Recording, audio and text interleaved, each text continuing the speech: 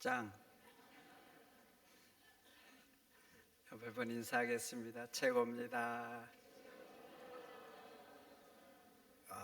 좀 좋은 말인데 한 사람하고 끝내지 마시고 다시 한번 다른 분 최고입니다.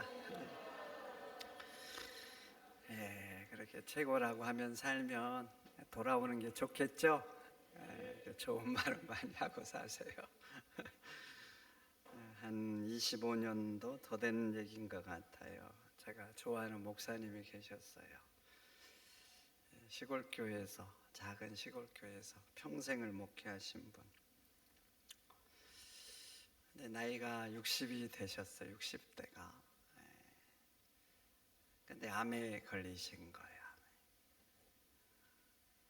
그런데 얼마 못 산다는 이제 진단이 나왔습니다.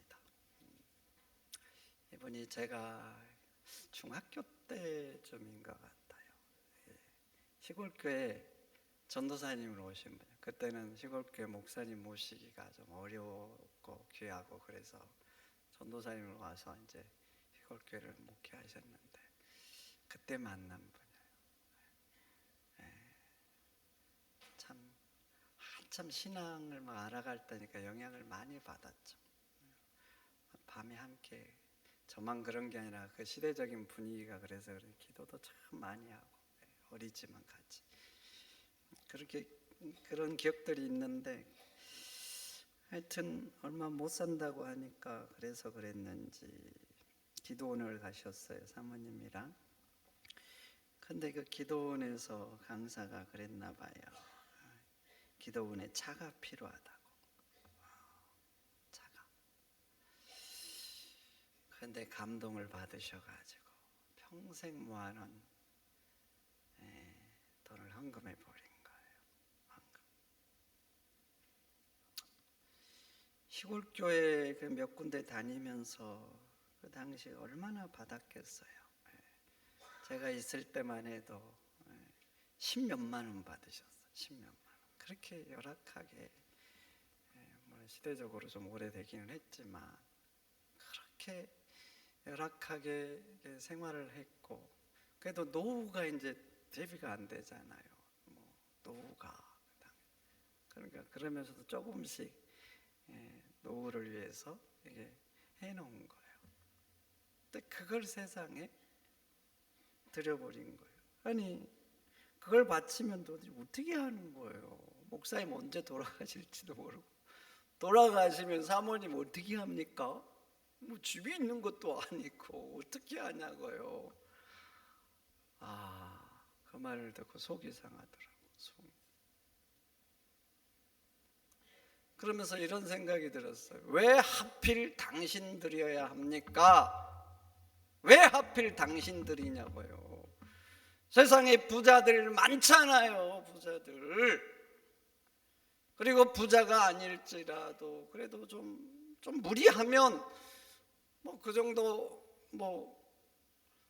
차 사고 또 그래도 인생 사는데 크게 지장 받지 않은 사람들이 세상에는 비일비재하는데 왜 하필 그분들이야 하냐고요. 그래서 감사가 나와야 되는데 근원시니까 감사가 안 나오고 마음이 좀 쓰라리더라고요. 그런데 오늘 본문도 보면 그런 생각이 들어요. 하나님은 왜 하필 이 과부입니까? 이런 생각이 들어요. 많고 많은 사람들 있잖아요. 그런데 왜 하필 엘리야를 이 과부에게 보내냐고요. 근데 두 가지 때문에 그래서 첫째는 젊은 과부잖아요. 돌봐야 될 아들이 있어요. 젊죠. 고대에는 여러분 조혼했잖아요. 조혼. 저희 어머니도 18세 했어요. 고대까지 갈 필요도 없어요. 근데 고대에는 더 빨리 결혼을 했어요. 그러니까 젊은 과부죠. 이 젊은 과부 집에 이 남자인 선지자가 같이 산다? 좀 모양이 납니까? 그림이 좀 되는 거예요? 쩐죠? 그림이 좀 어색하죠? 저만 그런가? 좀 어쩐지 그림이 좀 안 나오잖아요. 신대원에 가면 목회 실습이라는 이렇게 과목이 있습니다. 선배 목사님들이 와서 목회할 때 실제적으로 도움을 줄 수 있는 이런 실제적인 것들을 이제 알려주는데, 그 중에 하나가 여자 조심하라는 거였어요. 남자니까 남자 중심으로 얘기를 하는 거죠.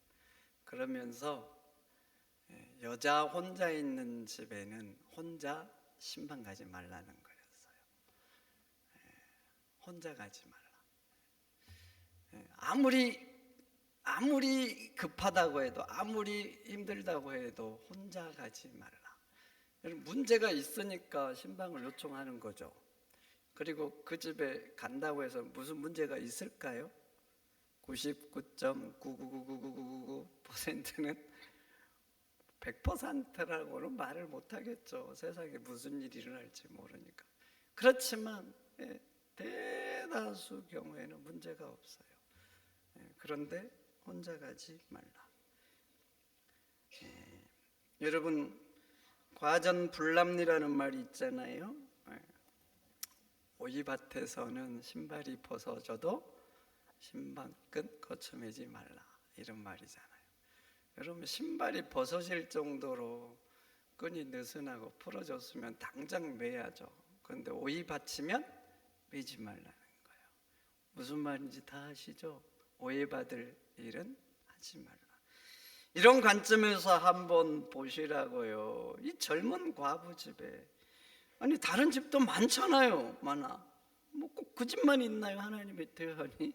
근데 왜 하나님께서 하필이면 이 젊은 과부 집에 엘리야를 보내시는가, 이 말이죠. 그리고 두 번째 상황은 더 심각해요. 오늘 상황을 봐보세요. 수년 동안 비가 내리지 않았다고 해요. 여러분, 우리나라 땅은 물을 품을 수 있는 땅이에요. 비가 오면 땅에 스며들잖아요, 여러 가지 상황으로. 그래서 비가 좀 오지 않아도 버티거든요. 근데 유대 땅은 그렇지가 않아요. 물을 저축하지 못한 땅. 그래서 성경에도 이 땅은 물을 저축하지 못한 땅이라 그러거든요. 그래서 비가 안 오면 흉년이 들어요. 그래서 그 상황은 어떠냐면, 비가 안 온 것과 흉년과 동의어로 사용한단 말이죠. 그래서 비가 안 왔을 때 오랫동안 흉년이 들었어요. 흉년이 없으니까 당연히 먹을 게 없지요. 그런데 봐보세요. 고대의 가장 불쌍한 존재가 뭐예요? 고아 가부잖아요. 고아와 가부는 흉년이 들지 않아도 풍족한 시대에도 먹고 살기 어려운 존재들이거든요. 근데 오래 흉년이 들었어요. 오랫동안 먹을 것이 없는 상황이에요. 그런데 하나님은 이 과부 집에 가라는 거예요. 그래서 오늘 본문을 봐보세요. 이 과부가 얼마나 어려운 상황인지 나오죠. 엘리야도 이제 그릿 시냇가에서 있었어요. 하나님 거기 있어라고 했거든요. 그릿 시냇가가 마르니까 이제 물을 더 구할 수가 없는 거예요. 그래서 그곳에서 살 수 없어서 하나님이 이 과부 집에 보낸 거예요. 보냈는데 왔어요. 얼마나 목이 말랐겠어요. 물을 구하기가 어렵잖아요. 그래서 오는 동안 물을 못 먹었나 봐요. 그래서 물을 먼저 달라 그러죠. 물을. 그러면서 또 한 가지를 요청해요. 떡도 좀 가져다 달라는 거예요. 그러니까 이 과부가 말하죠. 내가 하나님을 두고 맹세하는데 나한테 떡이 없다고.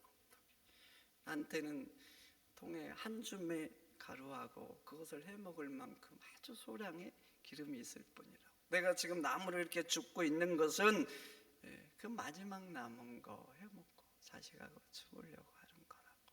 이렇게 어려운 상황, 이렇게 어려운 상황. 여러분, 그런데 이런 상황을 듣고 엘리야가 말하죠. 먼저 나를 위해서 떡을 만들어 와라. 여러분, 어떻게 생각합니까? 어떻게 생각이 되세요? 상황을 다 들었잖아요. 상황을 얼마나 어려운지, 얼마나 힘든지, 얼마나 상황이 비참한지. 그런데도 나를 위해서 먼저 가져와라. 우리말에 이런 말 있죠. 벼룩의 간을 차라리 빼먹으라고. 참. 이런 상황을 보면 엘리야 참 염치도 없고 무례하고 그런 것 같아요. 그런 거.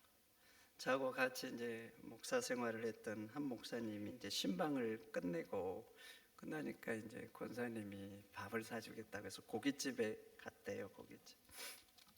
갔는데 이 권사님 말, 목사님 마음껏 드시라고 했답니다. 권사님 형편이 좀 괜찮으셔요. 그리고 이 목사님하고 권사님도 굉장히 친하고, 그리고 이걸 진담으로 받아서 마음껏 드셨답니다. 이 목사님 제가 그 교회 부임해 가가지고 처음 식사를 했는데 기억이 나요. 짜장면을 같이 먹었거든요. 저는 보통 시키고 이분은 꽃배기를 시켰어요. 꽃배기를 드시다가 갑자기 탕수육을 시키시더라고. 그래서 이거 도대체 어떻게 하시려고, 누가 드시려고 이걸 시키냐고, 자기가 먹겠대요. 네, 꽃배기를 드시고 그 탕수육을 다 드셨어요. 네, 이렇게 많이 드신 분, 이렇게 대식가죠. 근데 이런 분이 마음껏 드셨으니까 이거 어떻게 했어요?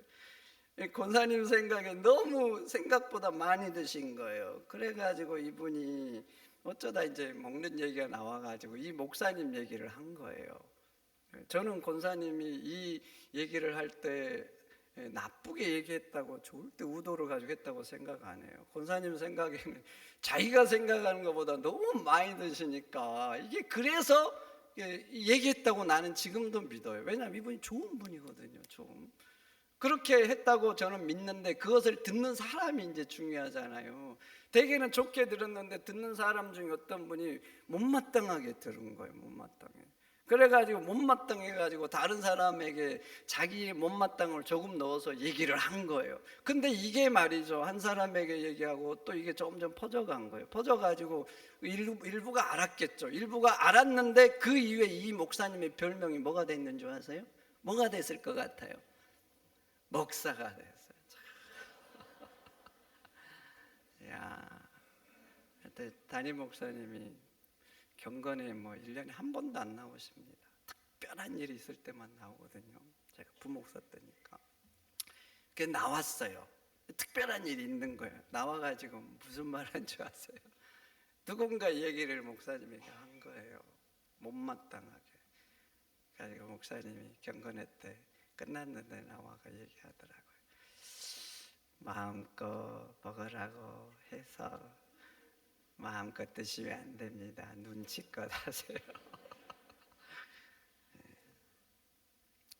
그런데 여러분, 엘리야 보시라고. 엘리야 가부 상황을 다 들었잖아요. 그런데 먼저 나를 위해서 가져와라. 이해가 됩니까? 저는 이해가 안 되는데. 제가 여러분 가난하고 어렵고 힘들고 그런 집에 가서 자기들도 먹을 거 없는데 나를 위해서 먼저 하라 그러고, 우리 목사님 배가 고프셨구나, 뭐 무슨 특별한 일이 있는가 보다, 이렇게 이해해 줄 사람이 과연 있겠지요? 그런데 이제 초점을 엘리야에게서 하나님으로 한번 옮겨보세요. 하나님은 왜 하필 이렇게 가난한 과부에게 가라고 할까요? 아무리 흉년의 때라고 하더라도 부자들 있잖아요. 흉년이라고 다 굶주린 거 아니에요. 그 중에 일부는 아무리 흉년이 들어도 먹을 거 넘쳐나는 사람들이 있습니다. 그런 사람들한테 보내면 얼마나 좋아요. 엘리야가 뭐 염치도 없고 눈치도 없는 거예요. 이런 사람한테 가서 먹을 것도 없는데 이런 사람한테 가서 얻어먹으면 마음이 편하겠어요? 살이 분별이 안 되는 거예요? 아니잖아요. 아니요. 그런데 왜 하필 하나님은 이 엘리야에게, 이 과부에게 가라고 한 걸까요? 수많은 사람들을 놔두고.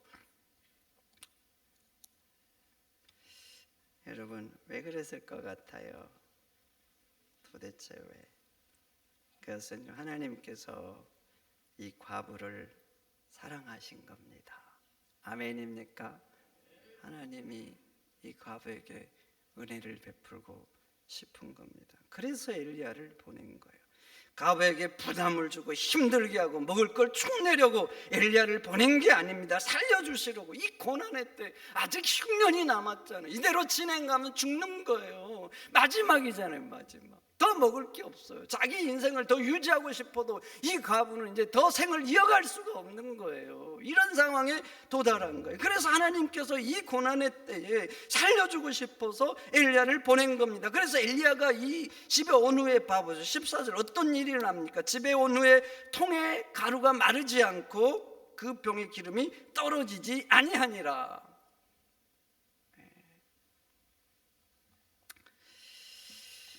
여러분, 살다 보면 이해 안 되는 일들이 있죠. 이해 안 되는 일. 또 속상한 일도 있고, 억울한 일도 있고. 인생은 그래요. 억울하고. 그럼 그런 생각이 들죠. 왜 하필 나에게? 왜 하필? 믿는 사람들은 그런 생각 들죠. 하나님 왜 하필 나입니까? 왜 하필?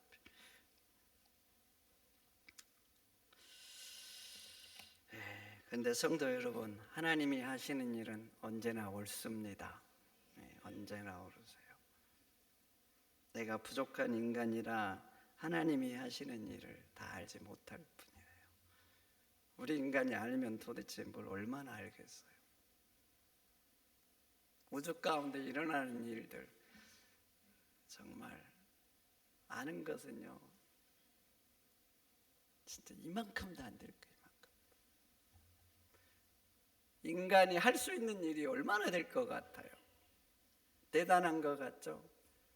그러나요, 달나라에 우주선 하나 쏘는 것도 국가적인 역량을 동원해도 세계 몇 개국 안 돼요. 할 수 있는 능력이 도대체 얼마나 되냐고요. 그런데 천지를 창조하신 하나님이 하시는 일을 이렇게 분육하고 연약한 인간이 어떻게 다 이해할 수 있겠습니까? 우리가 해야 되는 것은 하나님의 선하심을 믿는 거예요. 하나님의 사랑을 믿는 거예요. 그리고 하나님께 순종하는 것, 그것을 우리가 해야 되는 거예요. 그래서 엘리야도 가부집에 가라고 할 때 간 것입니다. 그래서 아브라함도 독자 이삭을 바치라고 할 때 바친 거예요. 이해가 돼서 바친 게 아니에요. 하나님이 약속하셨잖아요. 네 후손을 통해서 하늘의 별과 바다의 모래처럼 만들어주겠다. 그리고 겨우 주신 게 이삭 한 명 주셨는데 이제 바치라. 그거 어떻게 되는 거예요 도대체? 이해가 됩니까? 이해가 돼서 순종한 게 아니에요. 하나님을 믿으니까 순종하는 거예요. 그러니 여러분, 하나님의 선하심을 믿으시기를 축원드립니다. 그리고 순종하는 것, 이게 우리의 일이에요. 그렇게 하면 사르밧 과부집에 일어났던 그 역사가 우리 가정 가운데도 일어날 줄 믿습니다. 그러면 봐보세요. 하나님이 이 과부에게 왜 이렇게 은혜를 베풀려고 했을까요? 왜 도대체? 많은 사람이 어렵잖아요. 그런데 하나님이 왜 이 과부, 하필이면 이 과부를 챙기려고 하실까요? 왜 그럴 것 같아요? 저는요, 오늘 본문만 봐도 하나님의 마음이 이해됩니다. 이 과부가 이런 극한의 상황이잖아요. 이 극한의 상황에게 엘리야에게 한 것만 봐보세요. 이 한 가지 행동, 성경에 많은 정보가 없지만 이 한 가지 행동만 봐도 하나님의 마음이 이해가 돼요. 극한의 상황이잖아요. 먹을 게 없어요. 오랜 흉년이에요. 얼마나 아꼈겠습니까? 어린 자식이 배고파서 수없이 울었을 거예요. 그래도 아끼면서 전락한 거예요. 그 어린 자식이 오래 이제 먹지 못해서 말라가는 걸 봅니다. 자기도 배고파서 말라가고 피골이 상접해 가요. 그래도 아낀 거예요. 아끼고. 왜냐하면 이거 떨어지면 어떻게 못하니까. 그래서 아껴놓은 거예요. 그렇게 아껴놓은 마지막 남았는데 또 얼마나 참았겠어요. 그런데 도저히 이제 견딜 수 없어 마지막 남은 거 이제 먹고 죽음을 기다리는 처진 거예요. 처지. 이런 상황이잖아요. 근데 선지자가 먼저 달라고 한다고 먼저 준다. 와, 참. 그런 생각이 들어요. 먼저 주잖아요. 이런 사람도 있구나. 이런 사람도 있구나. 그리고 세상에 이런 사람이 과연 몇 명이나 될까? 몇 명이나 될까? 여러분도 이 상황에 한번 이제 세워보세요. 저도 한번 이제 세워보면, 아니 내 자식도 있고 못 먹고 나도 굶주리고 이제 이것밖에 없는데 먼저 준다. 안 될 것 같아요. 안 될 것 같아요. 여러분들은 어떠세요? 이게 될 것 같아요? 인간은 본능적으로 내가 먼저잖아요. 내가 먼저. 그래서 항상 이기적이에요. 1인칭이 나잖아요. 너가 아니에요. 그도 아니고 1인칭 항상 나.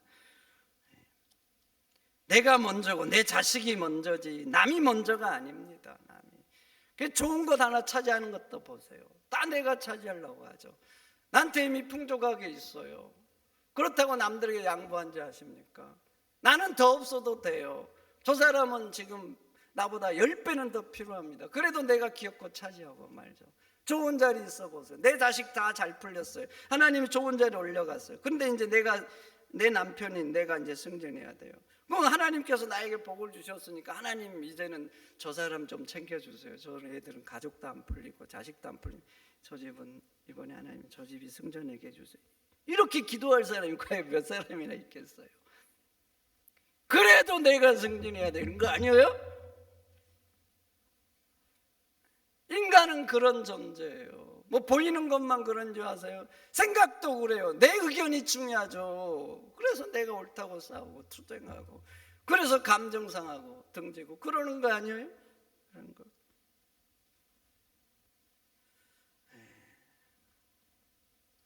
그런데 인간에게만 그런 게 아니에요. 인간에게만. 하나님께도 사람들은 그래요.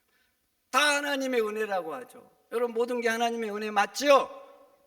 그래요. 하나님의 은혜 아닌 게 어디 있어요? 생명 내가 오고 싶어서 하나님이 보내주시니까 부모를 또 본 거예요. 이 육체 내가 만들었나요? 하나님이 창조해서 보낸 거예요. 저 태양 꼭 필요하잖아요. 우리가 값없이 사용하지만 하나님이 창조하셨고 물, 공기, 뭐 살아난 식물들 뭐 내가 한 게 인간이 한 게 뭐가 있어요? 해놓으신 거 우리가 잠시 관리하고 사용할 뿐이지. 내가 밟고 사는 땅 이건 내가 한 겁니까? 그리고 땅 우리가 뭐 샀다고 내 거라고 그러지만 웃기는 소리입니다. 그냥 우리끼리 네 거 내 거 그러지. 주인이 누구예요? 하나님 아닙니까?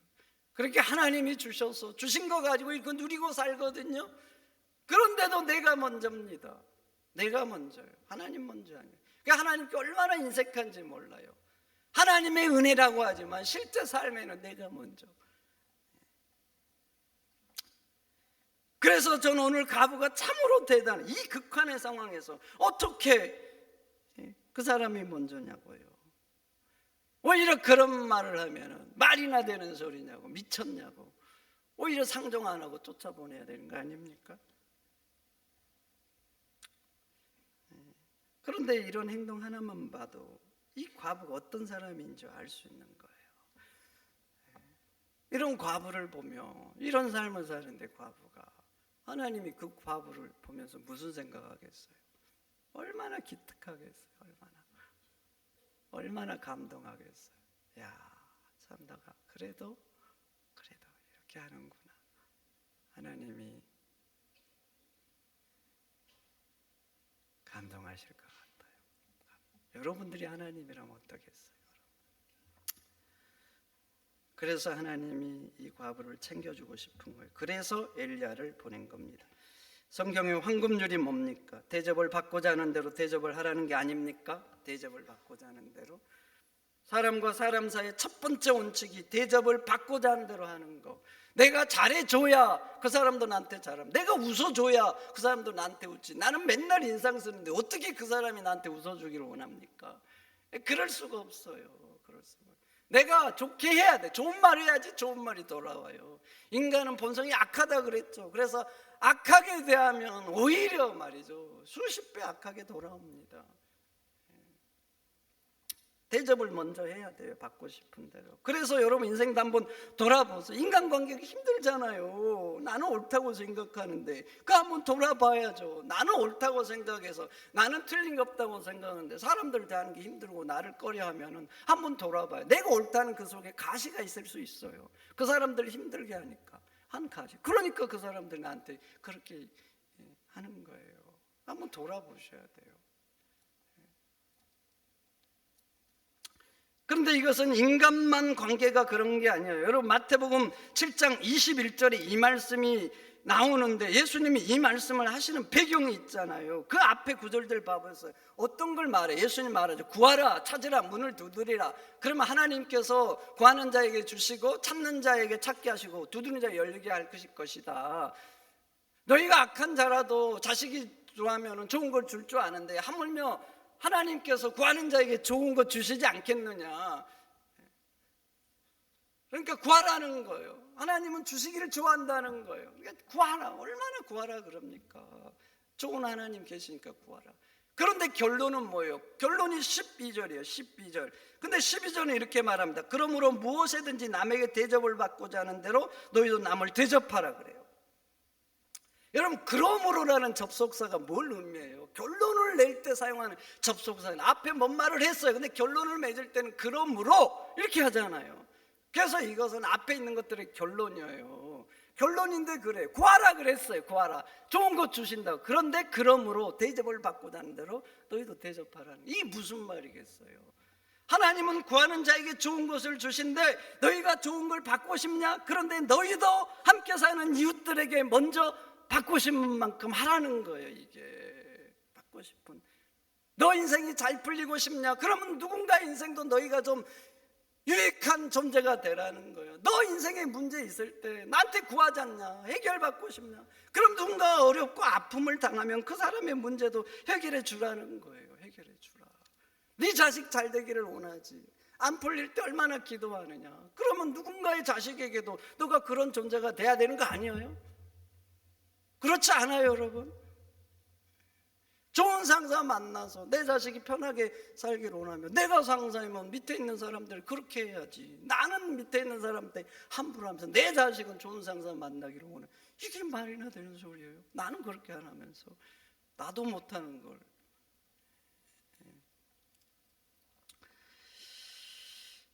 그래서 오늘 본문으로 돌아가 보세요.